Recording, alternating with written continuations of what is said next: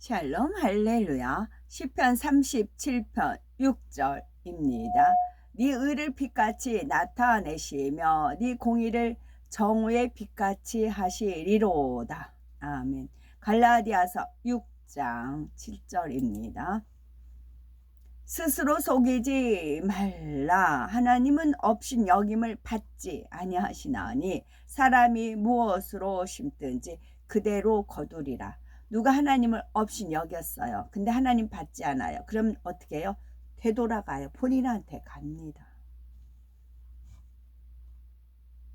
그래서 심은 대로 거두리라 이지요. 제목은 공의입니다. 하나님께서는 우주 만물의 창조주로서 전지전능하십니다. 이런 하나님의 능력을 체험하려면 응답받는 방법을 알아 그대로 행해야 지요. 하나님의 공의를 정확히 알고 행할 때 어떤 문제라도 해결할 수 있고 응답과 축복을 끌어내릴 수 있습니다. 그러면 하나님의 공의란 구체적으로 무엇일까요? 공의란 하나님께서 정해 놓으신 법칙에 따라 정확하게 집행하시는 것을 의미합니다. 또한 원인과 결과에 대한 법칙이라고도 말할 수가 있는데, 이는 어떤 원인에는 어떤 결과가 나온다는 것이 정해져 있기 때문이지요. 세상에서도 뿌린 대로 거둔다, 콩 심은 데 콩 나고 팥 심은 데 팥 난다 라는 말이 있는데, 진리 안에서는 공의의 법칙들이 더욱 확실합니다.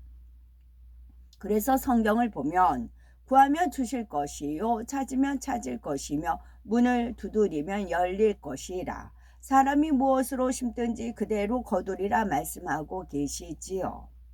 또한 진리 안에는 세상 사람들이 볼 때 전혀 이해되지 않는 공의의 법칙도 있습니다. 섬기는 자가 큰 자라든가 목숨을 얻고자 하면 잃고자 하면 얻는다 등의 말씀은 세상 사람들의 생각으로는 맞지 않아 보이지요. 그러나 하나님의 말씀은 틀림이 없고 변하지 않는 진리이므로 반드시 그대로 이루어집니다.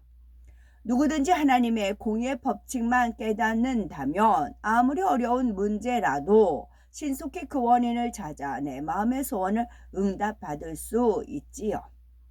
하나님께서는 창조주이시며 모든 것의 주권자인데도 스스로 공의의 법칙에서 전혀 벗어나지 않으십니다. 내가 만든 법칙이니까 나는 안 지켜도 괜찮다 라는 것이 아니라 한치 오차도 없이 모든 것을 공의에 맞게 정확하게 역사하십니다.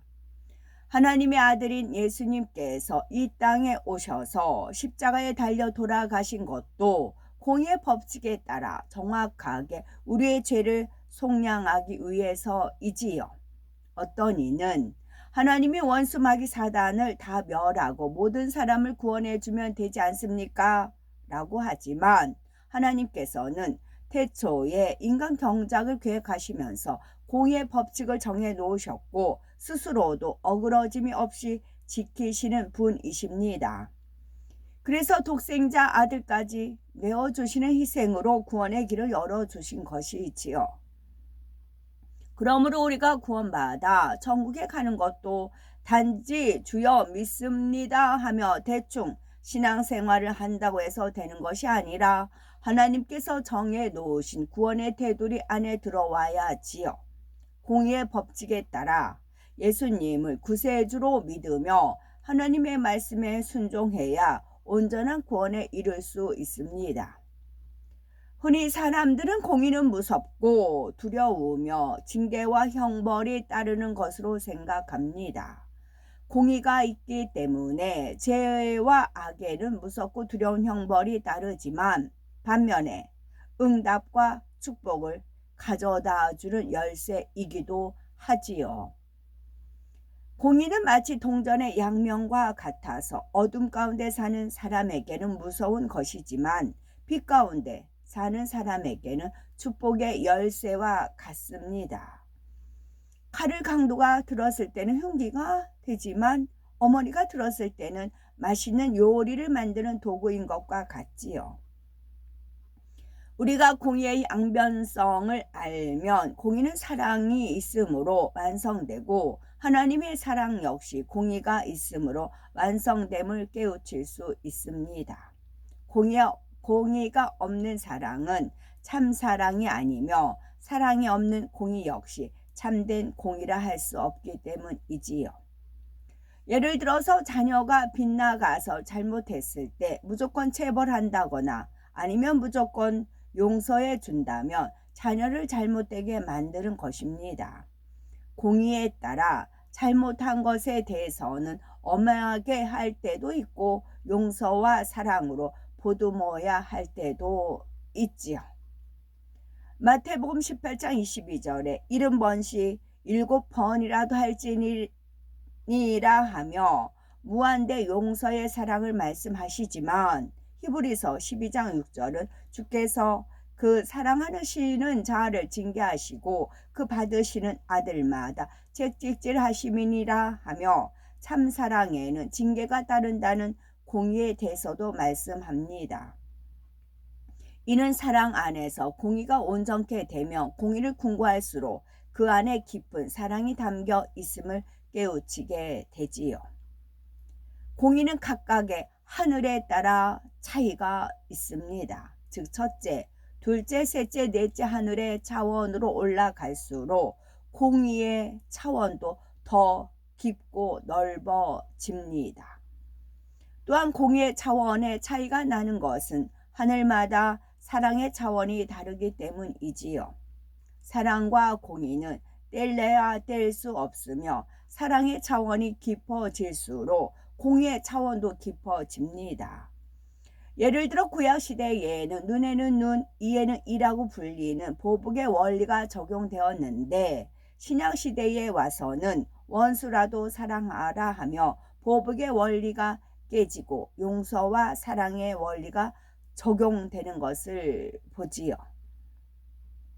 이는 얼마나 사랑을 이루었느냐에 따라 똑같은 공의라도 적용되는 수준이 다릅니다. 예수님께서 사랑으로 율법을 완성하기 전까지는 사람들이 깨달을 수 있는 사랑의 수준이 매우 낮은 차원이었지요. 만일 이들에게 원수까지라도 사랑하라는 지극히 높은 차원의 공의를 적용하면 도저히 감당할 수가 없지요. 그래서 구약시대에는 그들의 수준에 맞게 눈에는 눈, 이에는 이라고 하는 낮은 차원의 공의의 법칙을 적용하며 질서를 세우신 것입니다. 하지만 예수님께서 이 땅에 오셔서 죄인인 우리를 위해서 생명까지 내어주는 사랑으로 율법을 완성하신 뒤에는 하나님께서 요구하시는 공의의 수준이 높아졌습니다.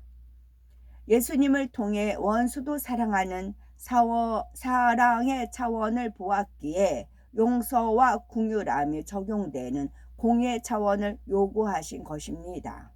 따라서 공의는 얼마나 마음을 사랑으로 채우고 영으로 일구느냐에 따라 느끼는 차원 역시 다릅니다.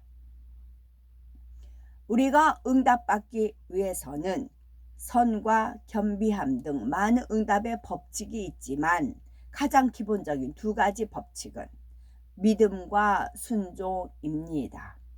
하나님의 말씀을 믿고 그대로 순종할 때 응답받는 것이 바로 공의의 법칙이기 때문이지요. 마태복음 8장에 나오는 백부장이 이러한 공의 법칙대로 행하였지요. 백부장은 하인의 병을 위해서 지배국인 로마 군대의 백부장이라는 신분을 벗고 예수님 앞에 나오는 겸비함이 있었습니다. 또한 하인의 병을 위해서 자신이 직접 나오는 선한 마음도 있었고요. 무엇보다 그가 응답받을 수 있었던 까닭은 믿음이었기 때문입니다. 믿음이 있었기 때문이지요. 백부장은 예수님께 나가면 어떤 병도 깨끗이 치료된다는 소문을 들었을 때 그대로 믿었습니다. 예수님을 신뢰하였지요. 그래서 예수님께 주여 내 집에 들어오심을 나는 감당치 못하겠사오니 다만 말씀으로만 하옵소서. 그러면 내 하인이 낫겠삼나이다 라는 믿음의 고백을 할 수 있었습니다. 우리도 이런 믿음을 소유하려면 먼저 하나님 말씀에 순종하지 못한 것을 회개해야 지요. 하나님을 선케하거나 하나님 앞에 약속을 지키지 못한 것, 온전한 주일 성수와 11조를 하지 못한 것 등을 회개해야 되겠지요. 세상을 사랑하고 사람과 화목하지 못한 것, 혈기, 짜증, 시기, 질투, 다툼, 거짓 등 온갖 악을 품고 행한 것을 회개함으로써 하나님 앞에 막힌 죄의 담을 헐고 기도받을 때 믿음이 주어지고 믿음대로 공의의 법칙에 따라 응답받는 것입니다. 이 밖에도 각종 예배에 빠짐없이 참석하고 쉬지 않고 기도해야 하며 하나님 앞에 심는 등 응답받기 위한 순종해야 할 것도 많이 있는 거지요. 이러한 순종이 나오기 위해서는 철저히 자신이 죽어야 합니다. 즉 교만, 자존심, 틀, 생각, 이론, 세상의 자랑, 세상에 의지하려는 마음 등을 다 버려야 하지요. 따라서 하나님의 공의의 법칙을 하나하나 깨달아 행함으로써 심은 대로 거두게 하시고 행한 대로 갚아주시는 하나님께 응답받고 풍성한 축복을 받으시는 축복되고 거룩하고 아름답고 보배롭고 복된 우리가 되셔야 되겠습니다. 아멘. 하늘들, 첫째 하늘, 우리가 살고 있는 육의 공간입니다. 둘째 하늘, 빛의 영역인 에덴과 어둠의 영역이 있는 곳이고, 셋째 하늘, 구원받은 하나님의 자녀가 영원히 살게 될 천국이 있는 곳이지요. 넷째 하늘, 근본 하나님의 공간으로서 삼위일체 하나님을 위한 곳입니다. 아멘.